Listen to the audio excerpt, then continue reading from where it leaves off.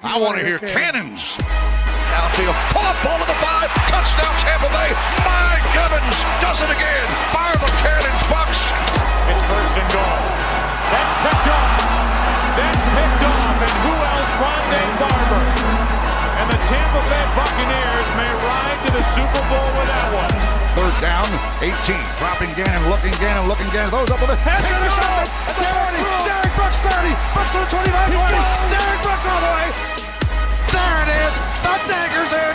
We're going to win the Super Bowl. And there the cannons go. Fire them. Keep on firing them. Keep on firing them. The Tampa Bay Buccaneers are 2-1 after a 26-7 loss to the Denver Broncos and rookie quarterback Bo Nix, who at times looked like John Elway out there. The trap game everybody was fearing came to fruition this week in front of the Raymond James Stadium crowd, and a lot of people are upset. We're going to break it down. Phones are on as well. The Autograph fan line, 305-224-1968, the meeting ID on your screen. Welcome back to the Cannon Fire Podcast. I am your host, Rhett Matthew. Joined alongside me, my good buddy and co-host from BucsNation.com, Evan Wanish. What do you make of that performance, my friend? It doesn't really feel like Bucs football has officially returned until you see a game like that. No, it really hasn't. It's just coming out flat, I think, on both sides of the ball to start the game. And when you do that and you give a rookie quarterback, we talked about it before the week 1 game, against Jaden Daniels, and talk about, giving a quarterback confidence, right? And sort of not giving him much hope. And I think when you get off to a poor start like the Buccaneers did, Denver goes right down the field and scores right away. All of a sudden, that rookie quarterback starts to feel good about himself, and that's just not something you can have, right? When you're trying to win a football game. And then the offense comes out and goes 3 and out immediately. So it's not even like you can settle down, get a couple first downs.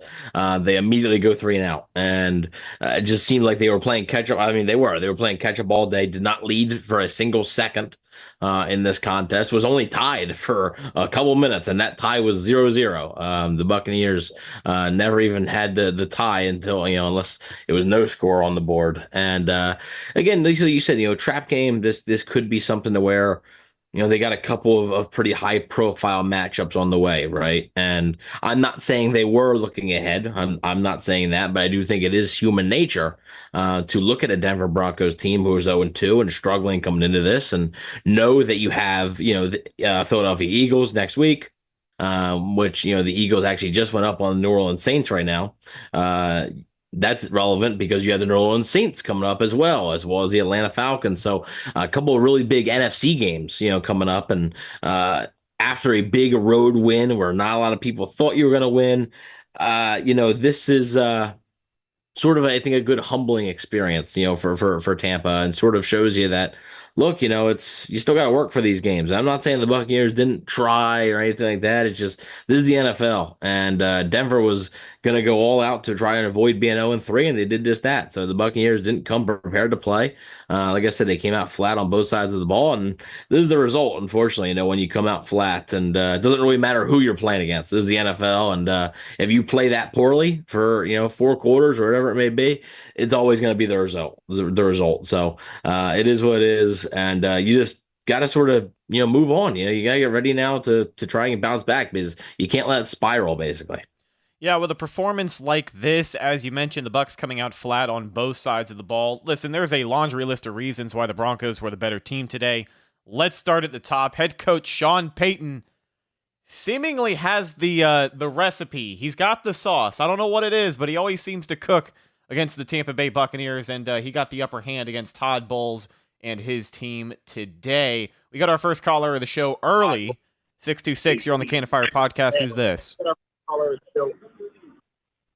What's up, guys? It's Richard from the West Coast. How you doing, Richard? Not good. Yeah. Not good, guys. I feel like I got donkey punched by the freaking lowly Broncos. Stupid Sean Payton. I don't know how. I don't know how he does it every single time. It's like we're his Super Bowl. He always has to beat us, and then his team next week will get demolished by that team. Yeah, I mean, look, it's there's actually some stats here from Evan Winter on Twitter. Says Sean Payton, when he goes up against Todd Bowles in the regular season since Bowles came to Tampa Bay in 2019. So this is including defensive coordinator and head coach. A 7-0 record. His offense averages 29.7 points per game. 6 out of the 7 games have gone for 26 plus points, and 5 out of the 7 have gone for 31 plus points. And then he has now beaten Bowles with 4 different quarterbacks. That's Drew Brees, Jameis Winston, Taysom Hill, and Bo Nix. So Sean Payton, it is safe to say that Sean Payton has the Buccaneers and Todd Bowles' number still, even though he's not with the New Orleans Saints anymore. As we do see now, the Philadelphia Eagles, it looks like they're going to hold on and beat the New Orleans Saints. So if you want to see one silver lining, it's the other team in the NFC South that was 2-0 also is probably going to suffer their first defeat of the season this week as well. True. You know, another silver lining I want to add on to that is that the Bucs so far all season has not allowed a passing touchdown. That streak still continues, even though we got our asses whomped today. No, that is actually interesting. Yeah. I didn't really think about that. That is interesting. Yeah, obviously Bo Nix had the rushing touchdown. Still does not have a passing touchdown in his NFL career. Exactly. Yeah. Has a couple of rushing touchdowns, no passing touchdown. But yeah, that is a very interesting stat, and obviously won't hold up forever. But it is interesting through basically 12 quarters of football that they haven't allowed a passing touchdown. But again, just like you said, doesn't really matter. They still put up 26 points. Yeah, Man, No, go ahead, Oh, Richard. so go ahead, Rhett. Sorry. You're good. You're good, my friend. Go ahead. Final thoughts before we let you go. The offensive line. I honestly believe the offensive line was going to be not super much improved, but better compared to last year. I can't wrap my head around the fact that just because Luke Gedeke is out, that the entire line is off. But the entire line was just garbage today, and it wasn't good last week at all. I mean, 5 sacks allowed last week, 7 sacks allowed today. That has to be like most in the NFL right now, or at least up there. I really gotta ask.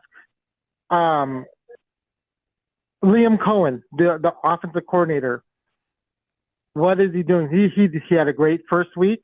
He did enough to beat the Lions last week, but I mean, he went 2 quarters as the offensive coordinator, 2 whole quarters, starting from last week, not scoring any points, right? Allowing, let me do my math, 12 sacks in 2 games. So what is he really going to be doing better? And I want to see that evolution in his career this early on already. So a lot of questions with that. However, I'm not going to hang my head too low on this. It is Sean Payton. We want to punch him in his punchable face, but this is what he does against our Bucs. So let's just regroup and let's cook up some Eagles next week. Richard, we appreciate you, buddy. We'll dive into it. Good talking to you, and go Bucs. Go Bucs! Yeah, so a couple of things that Richard had talked about, one of them being the defense not allowing any passing touchdowns. I don't want to spend too much time finding silver linings and losses for the Tampa Bay Buccaneers because it was a rough performance. It was an unacceptable performance. It was a winnable game that got away from them. But there were a lot of instances today where you kind of wish that bend but don't break defense that showed up against the Lions and even sometimes a bit during Washington had showed up today. Just a couple of red zone instances where you wish you got it back. Early on in this game, there was, I think, a goal line stand, right? And they had to get the touchdown on 4th down for Denver, and that was coming off of a Baker Mayfield interception. We'll talk about the offense performance a little bit as well here. But, yeah, what do you think of Richard's call there? The bit's a lot less fun when they lose. Yeah, it's look, Just like I said, but I think both sides of the ball just you blame to go around. I mean, the Bucs offense had what through 4 drives or whatever had like 1 or 2 first downs. They really didn't. They scored off of a turnover. It was the only turnover that the defense had forced. Obviously, they had the one that was negated, but they scored off of a turnover. If that turnover doesn't happen, I don't know if this offense scores any points today. The offense was just completely out of sync, and it is like, look, okay, the defense didn't have a great showing. However, it is a little difficult for me to completely pin on the defense as well, just because, look, man, they were on the field for most of the first half. I mean, 90% of that first half, they're on the field because the Bucs offense just could not hold the football, could not control the clock, could not control the downs. They couldn't. So when a defense out there in 90-degree weather, it's going to get to you eventually, and it's going to wear you down. So look, the defense, again, the pressure has been an issue. It was obviously something that we had talked about, not just on this show, but a lot of people had talked about, with the Buccaneers ahead of this season about who's going to get consistent pressure, from this team. And, Vita Vea not being there now, who's going to be able to step up? Well, the answer was basically nobody, pretty much. There was a few flashes, right? There was a few signs, but not getting consistent pressure against a Denver offensive line that has struggled. I mean, they have struggled, and it's something. And they were also without Mike McGlinchey, who is their starting right tackle. So again, just really an inexcusable performance, I think, by the defensive line. They got pushed around way too much, both as rushing the passer, but also in the run game. I think they got pushed around a lot, and just not what you wanted to see out of that group when there was a clear opportunity there for them to, kind of. They had a slow start to the season, but you're like, okay, it's all right. Like, all right, they have a good opportunity to get some sacks here, right? This is a good team to go up against to get some sacks, and it didn't happen. So, and I said before the show, basically, I think they just can't, they just simply cannot ever go 3-0 in a season. So this is now it's the 4th straight year they've gone 2-0, but it's the 4th straight year that they've lost that 3rd game. So the streak lives on. The 2005 team will live in infamy as the last 3-0 Buccaneers team. But hopefully, like I said, it's all about bouncing back next week at this point. Caller, hello, who's this? Hey, this is Zach Burgett. How's it going, boys? What's going on? What's up, Zach? Not so much. Oh, yeah, I guess it's one of those scream at your television games, I suppose. I guess to think about it, I've got 3 takeaways looking forward that sort of stick out the most to me. I know one's been talked about a lot, which is Jake Camarda. I like the guy, but I think I'm done. I don't remember who they had punting for him in preseason, but I think that guy's worth a look if he's not already picked up by another team. O-line obviously bad, but I don't know specifically what's going on with Tristan Wirfs. He's looked beneath his average in all 3 of these games, it feels, which that's a concern. Again, is it the new kid blues? You getting kept up all night? What's going on? That's concerning. Running back situation. Do you actually look at Bucky as your first read at this point, as a first and second down back? I don't know. I like White, but Irving's showing out, and that's at least something to take away from this if there's any positives at all. You like to see that guy move around. Yeah, he showed out today, and another game where and there was an opportunity there, right? Because just like we talked about with the Broncos offensive line struggling, the Broncos run defense this season has not been good. So there was going to be an opportunity for an aspect of the Buccaneers team, right? That hasn't been good to finally, come away with a nice bounce back game. And I think that's maybe where a lot of this came from, to where like the Broncos' weaknesses were also the Bucs' weaknesses, right? The Broncos' weakness on defense was their rush defense. Well, the Bucs' weakness on offense is mostly their run offense. They can't really run the ball consistently. The Broncos' weakness on offense is their pass protection. Their offensive line play as a whole. The Bucs' biggest weakness on defense is probably their pass rush. So it just kind of really played into it. As far as the Camarda thing, I mean, Todd Bowles was very vocal about it, right, in the preseason, that they weren't really happy with that. I don't think they're going to pull the string just yet. I think they want to give it a little bit more time. But yeah, it wouldn't shock me if he continues to cost them some field position, right? And I'm not saying every punt has to be perfect, but too consistently now. He's consistently putting them in poor spots, basically, not being able to do the things he needs to do as a punter. Then you talk about Bucky Irving and stuff, and he showed out today. And Tristan Wirfs, he has been, for his standards, right? For what you expect from Tristan Wirfs, it has been a slow start to the season for sure. So I would agree with that. I thought the strange thing about Bucky Irving, 7.8 yards per carry today, 70 yards on 9 carries. In the third quarter, he's averaging over 12 yards per carry. And it felt like this entire game, they were trying to shoehorn the run game into things. And by the time it got rolling in the third quarter, you're already down 2+ scores. But eventually it felt like he wasn't getting carries. It felt like they got away from it. I mean, from top to bottom, I think it was the first dud of the season for Liam Cohen from a play calling perspective. But I don't know why they went away from it. But I do think we do need to take a legitimate look here at Bucky Irving's role in this offense, because as of today, in the run game, he was the only thing that showed any sign of life. Really, on the offense as a whole, he was the only thing that showed a sign of life. Is that a matter of them just getting soft, knowing that? I mean, lock them down in the pass protection, or in the pass defense rather, and make them run. At the point when you're running away with the lead, you might as well just force them to hand it off. It is like you said, it was poor coaching all around. It felt like I think Peyton has Bull's number to an extent, and just the offense did not get going with anything they were calling. It did feel forced when they were incorporating run early, but what can you do? Like, you got to kind of see the all 22 to really know, but it felt like on the first couple possessions they had, you look down the field and everybody is locked up in man coverage. Yeah. You could shade to Evan when villain.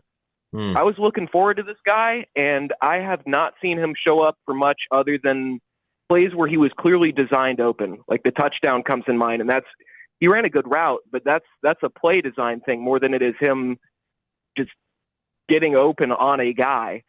And him kind of being silent is a little bit worrying for me too. To kind of double back to Camarda, I'd agree with what you say, but I think my thing in thinking of him is just that, like, a couple errant punts is whatever. In the field position, sure, it's hurt when it's happened. He's only had one legitimately good punt this year, which was the first one in this game. And he kicked it. And I'm like, oh, it had a good return on it, which sort of offsets that. But that's not what I'm looking for. I'm just looking for, can he still actually boot it downfield? He gets it there, and then it reverts right back to what he was doing. And if you only have one punt that's competent in the punts that you've had, that's just, regardless of what field position you're getting, the average is worrying, I suppose. You just hope that these young guys, all of the young linemen can kind of bounce back after this game, but who knows? It's going to be interesting. I'll say that much. Yeah, it's going to be an interesting week for sure. I hope that Todd Bowles has them in better shape next week. I hope they're ready to play. Again, coming out flat on both sides of the football there. Not a lot materializing in the first half of that game. Zach, we appreciate your insight, bud. We'll talk to you soon. Thank you. Bye, guys. Yep. Give me one sec here. All right. From the 813, you're on the Cannon Fire Podcast. Who's this?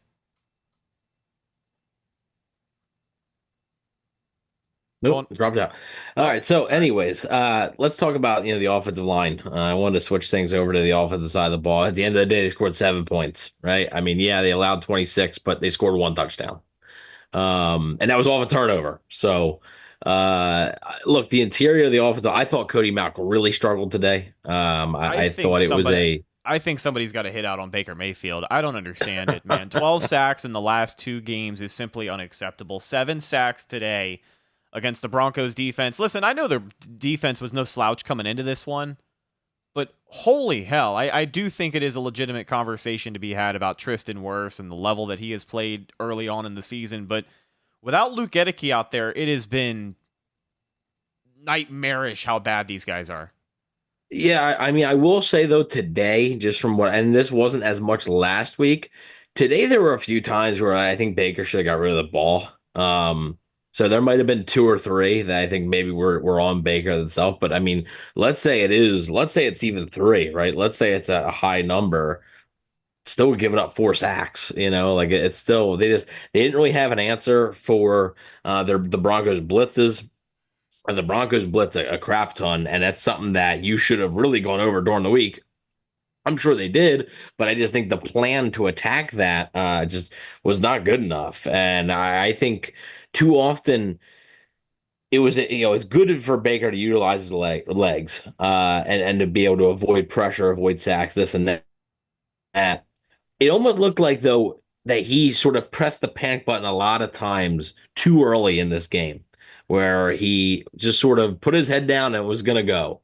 And there was too often where there was some open men that I remember. Rashad White was open on the one. He took a sack. The Cade Otton one, the last offensive play they had with the fumble, Rashad White was wide open. Baker just didn't go to him. Okay, whatever, you made that decision.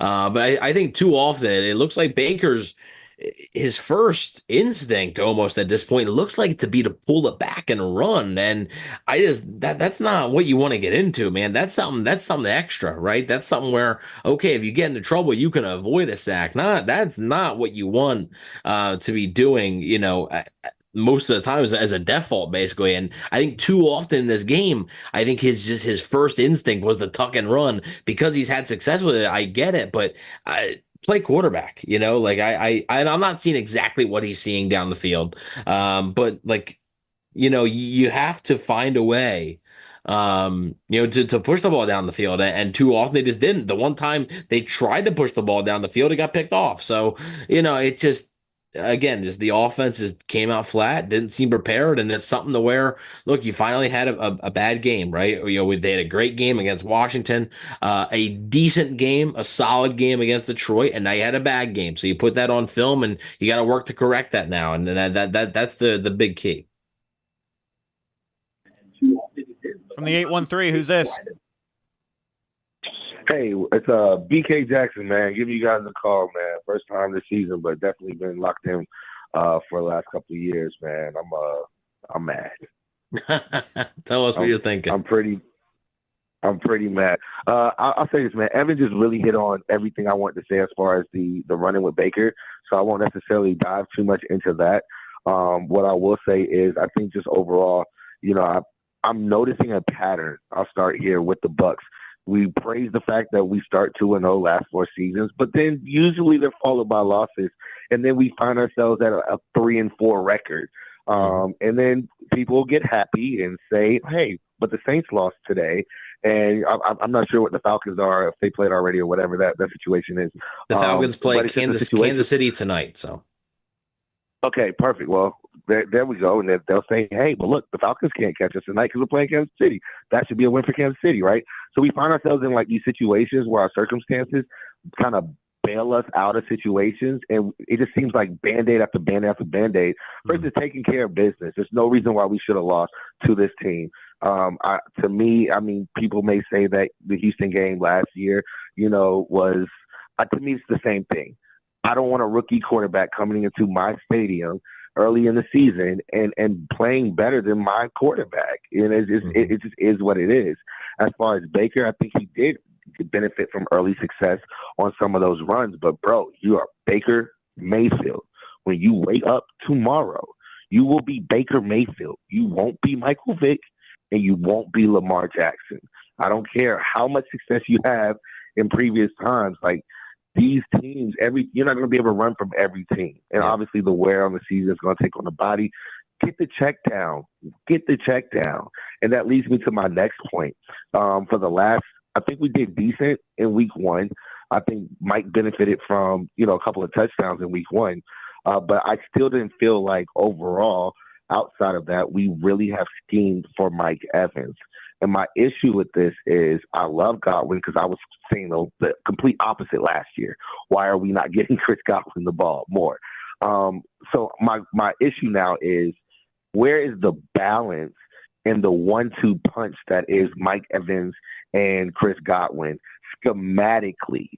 I'm more so focused on the coaching aspect of this question than I really am just Baker. Like, is he open and not throwing the ball, or where is it? I just don't feel like we're getting like if CeeDee Lamb can touch the ball as many times as he touched the ball, and he clearly is the only wide receiver on the Cowboys, why aren't we having that same type of production out of a Mike Evans as well?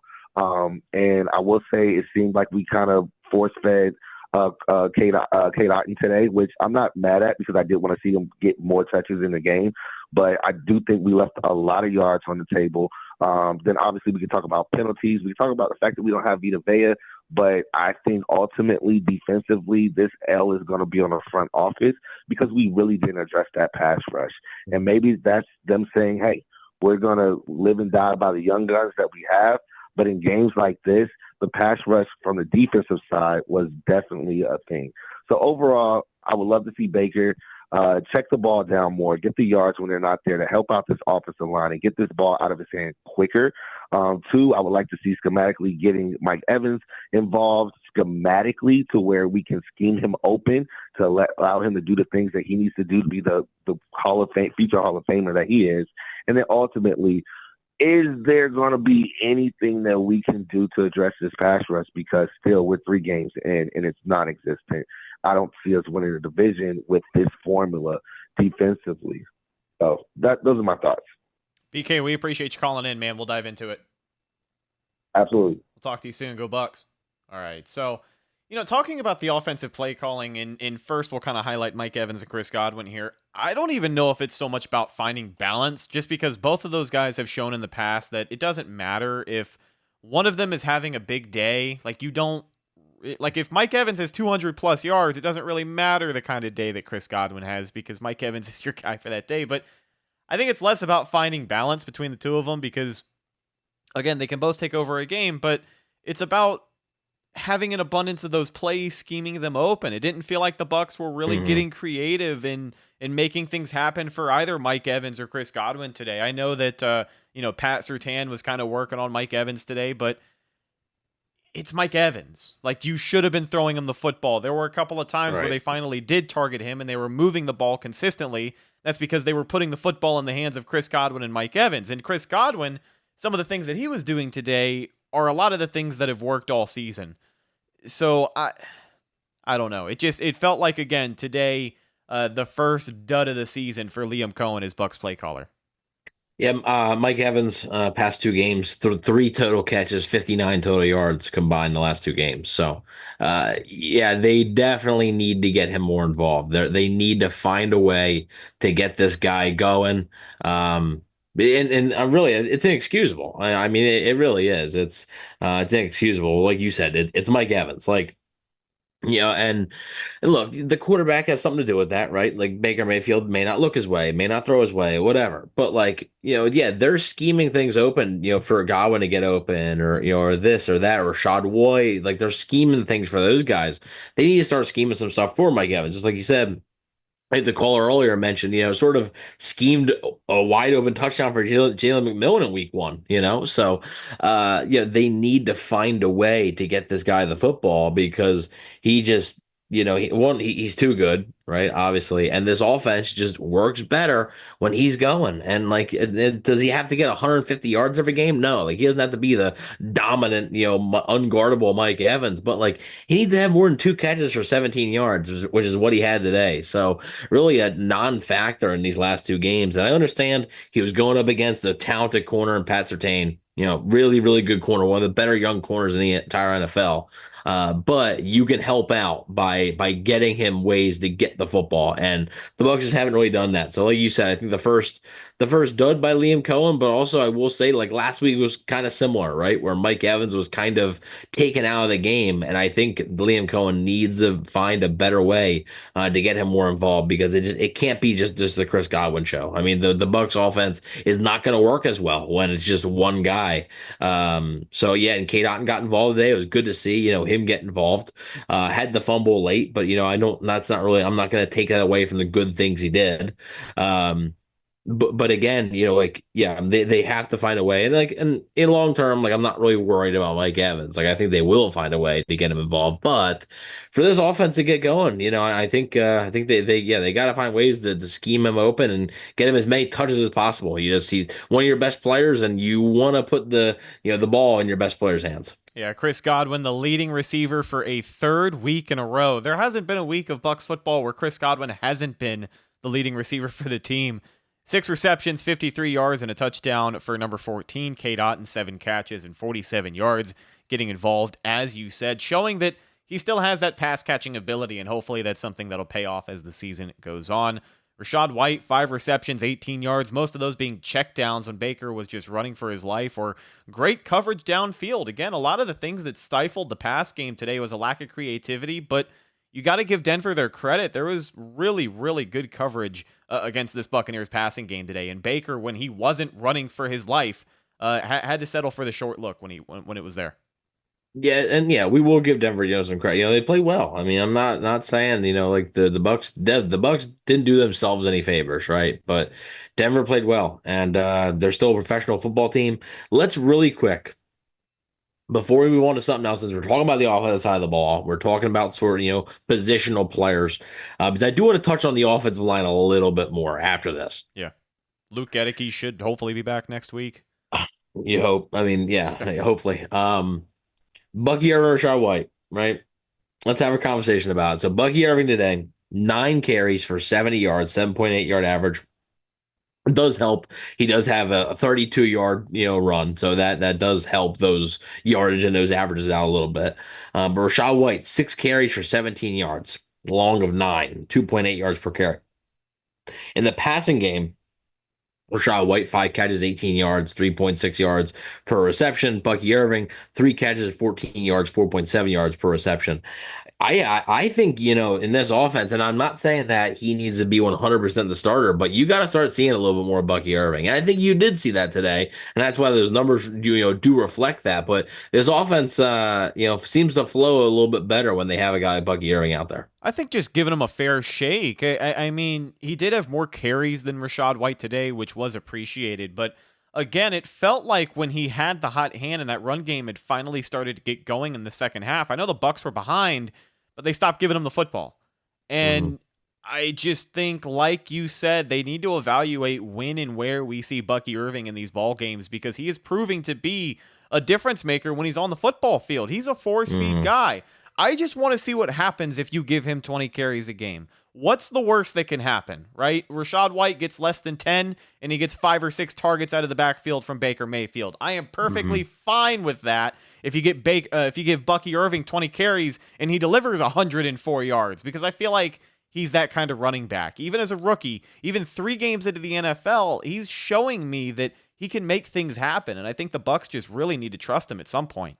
The tough thing about, today or whatever, today wasn't the day, right, to give them 20 carries. They were down immediately, like you're down, and they were down multiple scores for most of the game, right? It was only they only had, what was it, 7-0 Denver for just a little bit, and then all of a sudden it's 10-0 or it's 14-0 and 17-0, and so when you're down that quickly, multiple scores, it gets tough. But yeah, I do think they need to find a way to get, just like Mike Evans the football, I think they got to find ways to get Bucky Irving the football. And look, like, I like Rachaad White. I don't have anything against Rachaad White. He's done some good things, but right now it just doesn't look like he's an effective option for this offense. And if Bucky Irving's the more effective option, go with him. Like you got to ride the hot hand there. So, and I think you are going to see, especially against Philly, it's Philly doesn't have the best rushing defense in the world.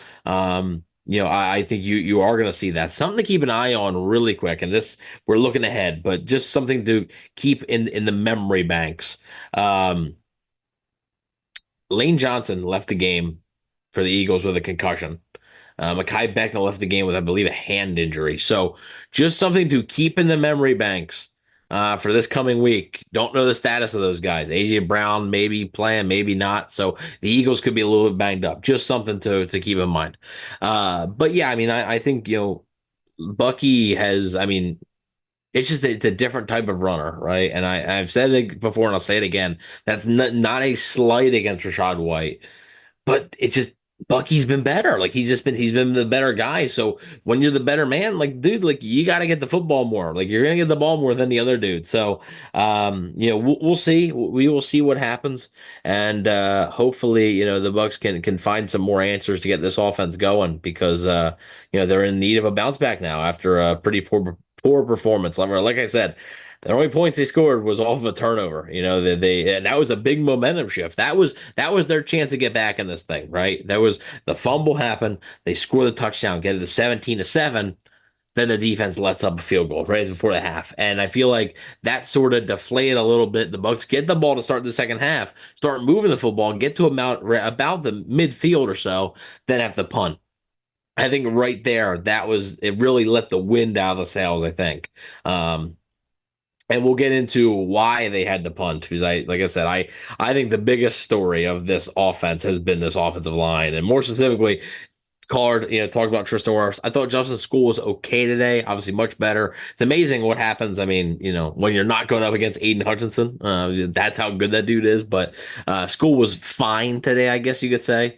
And like I said, I do think Baker ran into a few sacks where that number could have been a little bit lower. But even like you talk about get the check out, dude, just throw the ball away. Like you don't. We talked about that with Jameis for years, where like just throw the football away. Like we know you can improvise, we know you can extend plays, just get rid of it, I think Baker needs to start doing that. But the interior of the offensive line, Graham Barton has a penalty today. Cody Mauch, I thought, played pretty bad. I mean, got beat back to back. I Bleav it was actually on that drive where it was the first drive of the second half where the Bucs stalled. Cody Mauch got beat badly on back-to-back plays. I mean, literally, the dude came in with a swim. The defensive line came in with a swim move, and Mauch had no answer for him. Ben Bredesen struggled a little bit as well. So the interior of this offensive line, there's some questions there, and I know they're still developing Cody Mauch. Cody Mauch is not a finished product. Obviously, Graham Barton's a rookie, and Ben Bredesen is sort of that journeyman veteran type deal. But their interior needs to be a whole lot better if they're going to go places this year. Yeah, and I mean, hopefully they get some reinforcements on the right side of that offensive line. Luke Edeke, again, expected to return to this lineup next week if everything goes according to plan. Let's talk about the other side of the football here as we start to wrap things up. And let's talk about the pass rush. It's a simple question, Evan. When are they going to show up? Really quick, we have a $5 super chat from Corey Fleming. He says, I think injuries also played a huge factor in this loss. And Cody Mauch and Jamel Dean are going to cost us games. Yes, Bucky should start. So Cody Mauch, not had a great day. Jamel Dean sort of up and I know there's been a lot of people in the chat that have been critical of Jamel Dean. It seems like that's a pretty popular guy to be critical of a lot of the times. But thanks a lot for the $5 super chat, Corey. Really appreciate it. Yeah, so this pass rush, my friend, what's going on? I think 2 sacks through 3 games for the Tampa Bay Buccaneers. It has been abysmal, the pressure that they have brought. And again, Bo Nix had time to cook his lunch and eat it back there today. He was doing whatever he wanted for the most part. He had a clean pocket. There wasn't much pressure, and it seemed like the pressure that they have brought so far early on in the season has come from a lot of your playmakers at different positions, just running linebackers into the line of scrimmage or bringing down some of those safeties in the secondary positions. Mm-hmm. Yeah, we knew it before the season, right? The pass rush was probably going to be an issue, right? I think there were a few that were maybe a little optimistic, but when you're without Vita Vea and you're without Kalijah Kancey, this is what's going to happen a lot of the time, right? I didn't see it before the season. I said it on here that I didn't see it before the season. And I don't see it. Like, I don't see where the production. And I think they may make the playoffs or whatever, but like the reason why, I don't know if they're a true Super Bowl contender is partly because of the pass rush. Like, I don't see how they're going to get these quarterbacks that are better than that. Like better than Bo Nix. Like, you're playing Jalen Hurts next week, better than Bo Nix. Derek Carr, Kirk Cousins coming up. I know Kirk struggled, but he had a big win on Monday night against Philly. These guys are better than Bo Nix. They've been around the block, right? So what's going to happen there? I think they have to find a way to generate pressure, and it just hasn't worked. And getting Vita Vea back will help. Getting Kalijah Kancey back will help whenever that is. We don't know exactly when that will be, but we'll see. hopefully at least one of those guys can come back to see a week. We'll see. But yeah, I just at this point, man, you just got to hope that a guy like Yaya Diaby can keep developing. Again, maybe he is, and I mentioned this I think last week. Maybe he's one of those guys that is kind of that slow burner, right? Of basically because last year he didn't really catch fire until midway through the year, and then he took over the starting job. Maybe it's sort of that situation, right? Where midway through the year he gets a couple games under his belt, then he starts to pick things up. Maybe it just takes him a little bit of time, but the Bucs need some answers, for this pass rush because today against a pretty brutal offensive line, they didn't have any answers. And look, it doesn't really matter who you are, Bo Nix or Derek Carr, whoever it is. You get that much time, you're going to be able to find a guy in the NFL, and the Bucs just did not do a good enough job of affecting, especially a rookie quarterback today. I thought KJ Britt had a rough day today at the linebacker position and wanted to get your thoughts at that position as well. It was kind of a coming out party last week for Servassier Dennis, number 8, against the Detroit Lions. He had a big day. I just feel like with KJ Britt so far this season, I have seen more lowlights than highlights. Today, he got shook next to Anthony Nelson and resulted in a score for Denver. I don't know. Maybe I thought he was going to be better headed into this season. I know it's still early in the year, and he still has some time to get the ball rolling here, but it's been not the best start for KJ Britt here. No, especially with Travasier Dennis, having a good game last week against Detroit. You do wonder if that's sort of a similar situation to the Rashad White and Bucky Irving thing, right? If you suddenly see Servassier Dennis getting a little bit more snaps. KJ Britt missed a tackle. I think it was on the long pass or in the long run, to start the fourth quarter. So it was in the fourth. It was late. The 40-plus yard run. Britt missed the tackle where, if he makes the tackle, it's probably a 5-yard game, but that's the difference, right? One missed tackle is the difference between 5 and 40 yards. So, he needs to be better, and we'll see if he's able to come out of this, right? Because I think he has put some good things on film, but you got a guy, Servassier Dennis, who may be a little more explosive, right? Maybe a better fit for this defense. And we'll see. I think that's going to be something to watch. Just monitor, right? How many snaps is KJ Britt getting? How many snaps is Servassier Dennis getting? Is it like, oh man, they're dead even? Or is it like, oh, well, Britt's still the man there or whatever? So that'll be interesting to see. But Britt, did not have his best day today. And really tackling as a whole, I didn't think what was very good today. And obviously Anthony Nelson has Bo Nix wrapped up for a sack. Misses the tackle. Nix ends up going for 32 yards.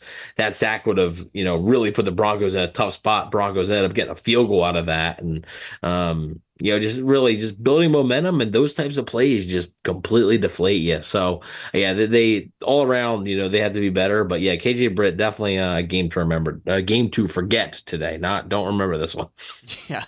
Too many yards after contact for Denver today. And I think Sean Payton, again, as we have talked about, just kind of exposed Todd Bowles today in a lot of ways that he has in the past. He knows how to take advantage of a Todd Bowles defense, and he made things easy today for Denver. Some of the best production they've had so far this season. As for Tampa Bay, I will say, I thought Zion McCollum played pretty decent. This is another week in a row where, again, Courtland Sutton made a couple of plays, but I felt like aside from one big completion, Zion McCollum has been pretty good this season. And you talked about his development this week and how that's kind of a big deal for the Tampa Bay Buccaneers. Jamel Dean, we'll talk about his performance, I guess. It didn't seem like the strongest day for him, again, considering how often their guys were getting open. But I think Zion McCollum has shown that he can play consistently at an NFL level for Tampa Bay. And that's kind of a gamble that's starting to pay off for them. And I think if you're Jason Light, you like to see something like that too. I've really liked what I've seen out of McCollum. That's, I think, been one of the more encouraging things this whole season, honestly, because he had a great game last week, and that's why he was one of the players to watch in the video, right, that we had out yesterday. So I wanted to see if McCollum could do it again. Not necessarily that exact performance. I mean, he was phenomenal against Detroit. I'm not expecting that every week, but I wanted to see if he was able to put together, right, another good performance. And while he wasn't he didn't make any splash plays or anything like that or any interceptions interceptions or anything. I thought he was decent. Yeah, I thought he made some plays. And I do think, again, I wouldn't say he's always going to overtake Jamel Dean for cornerback one, but like, you could see a scenario where if the season goes on, I'm not saying Dean's struggling. Dean was a little off and on today, but he's been fine for most of the season. But yeah, McCollum, I think, has been one of the more encouraging signs, not just on the defense, but the entire team. I think he's been definitely a bright spot. Absolutely. And as for the Buccaneers, looking to get healthy, looking to get an update on some of these key players. Vita Vea should get something on him this week. Antoine Winfield Jr. should hopefully get something on him this week. I don't know if I would expect him to play, but I'm expecting us to hear something. Some sort of timetable for his return should hopefully be lined up. And again, as we had mentioned, Luke Gedeke on the right side of that offensive line. Final thoughts here. I think Todd Bowles all around just the Bucs were soft today. Soft game plan, soft execution, soft coverage on the defensive side of the ball. We didn't talk about that a lot, but it felt like more times than not, these cornerbacks were playing 5, 6, 7, 8 yards off of the ball. And I know sometimes we've been able to do that with the sense that we're going to keep everything in front of us, but today it kept Denver's offense on the field because it was consistently 4, 5, 6 yard checkdowns, first down conversions, and it kept the Bucs defense on the field and worn out. Yeah, when you're playing that much, and like I said, the offense getting off to such a slow start and putting the defense back out there time and time and time again. The time of possession, I think, ended up being close to even when, like, after the game. But like, if you looked in the first half, it had to be mostly Denver. I mean, the plays ran. Like I said, the Bucs, I don't think got a first down until their fourth offensive drive. So it's just, it wasn't good. Defense was gassed, and you talk about playing the off coverage. That's a lot of times that's design, right? And it's weird because like a lot of people think that like it's just the corner, right? It's the corner's decision. Sometimes it is, but sometimes that's just the design defense.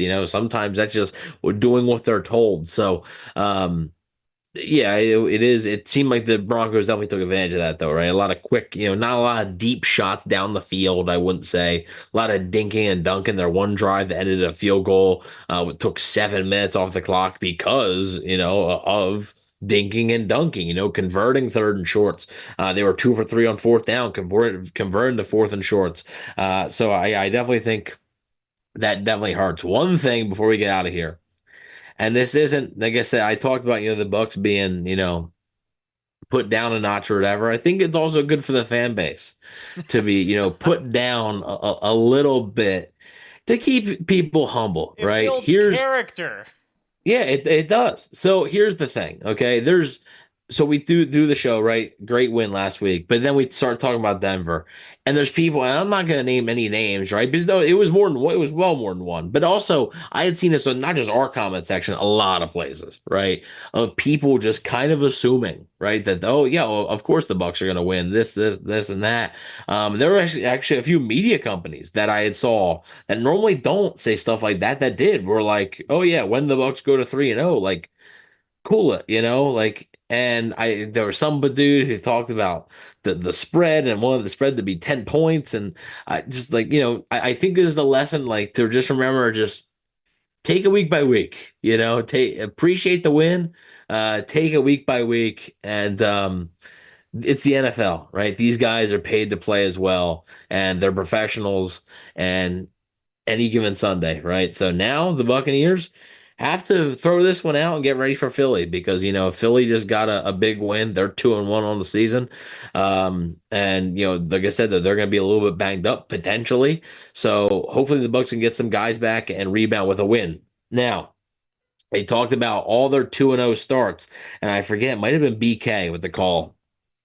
Talked about, 2-0. Yeah, the Buccaneers went 2 and started 2-0 last year, right? And they actually won their fourth game last year. They lost their third game to go 2-1. They bounced back and won their third game, went to 3-1. But then they found themselves 3-5 during the middle of the season.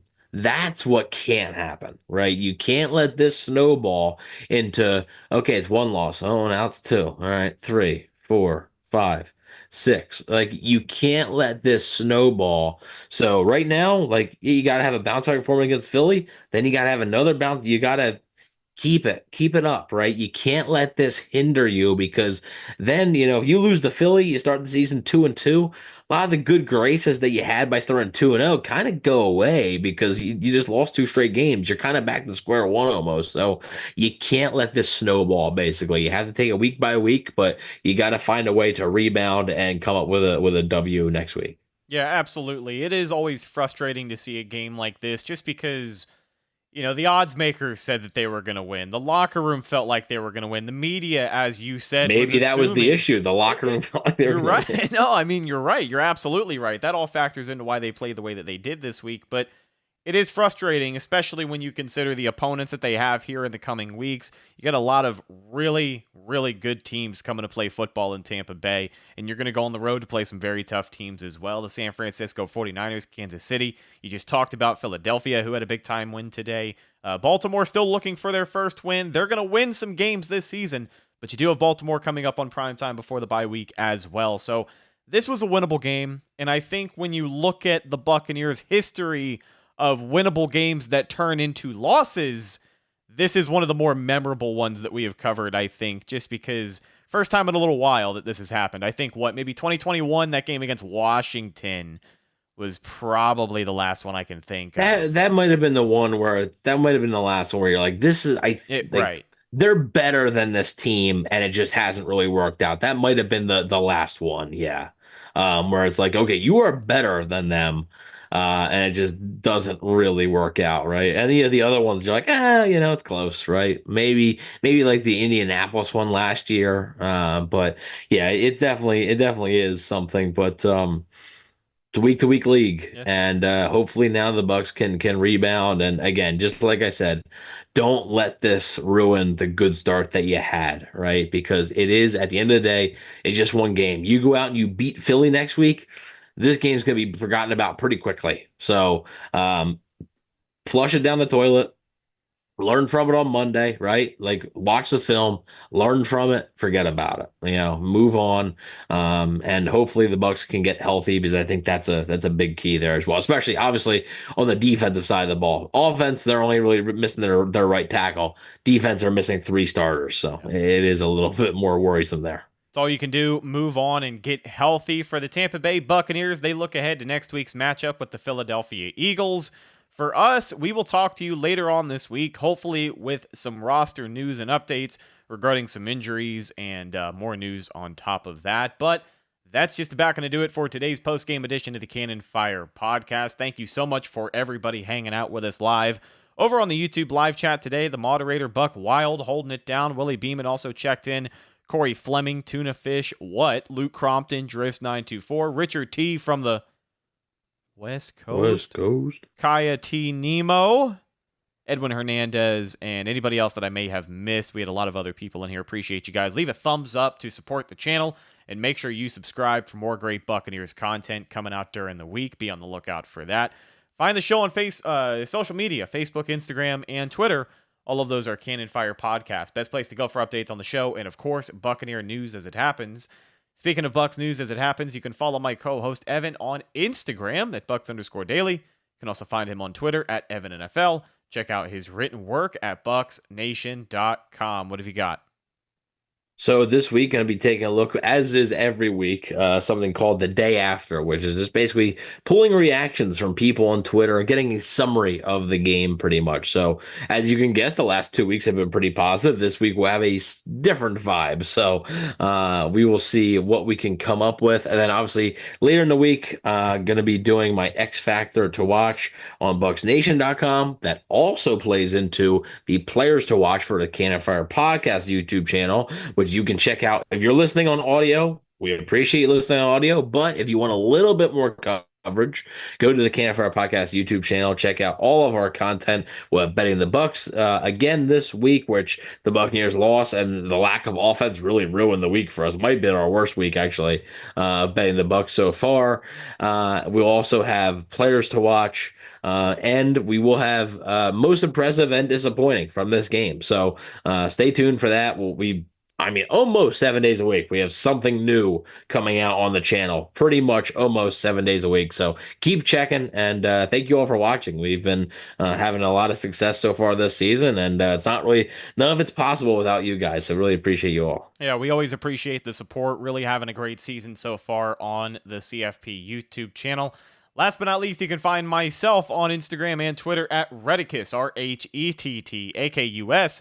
If you follow me, I will follow you back. We will talk to you later on this week with some more updates on Tampa Bay football and then some. I'm your host, Rhett Matthew, signing off from my co-host, Evan Wanish.